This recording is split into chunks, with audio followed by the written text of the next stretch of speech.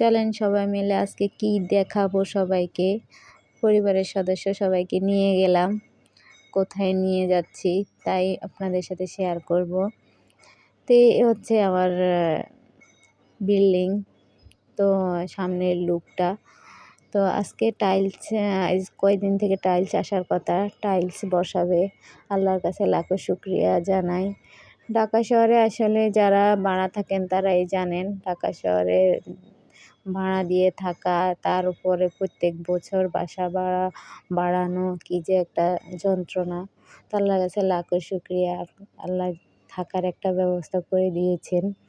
এই হচ্ছে আমার ফ্ল্যাট, এখনও কমপ্লিট হওয়ার পথে। আমি টাইলসের পছন্দ করে দিয়ে আসছি, টাইলসগুলো পছন্দের টাইলসগুলো আসছে কিনা দেখতে আসলাম। তো আমার টাইলসগুলো কেমন হয়েছে জানাবেন। এটা আমার মেয়ের পছন্দের বাথরুমের টাইলস, কমন বাথরুম। আর আমার ফ্লোরের টাইলসগুলো কেমন হয়েছে অবশ্যই জানাবেন। তো দেখার পরে চলে গেলাম ছাদে সবাই মিলে।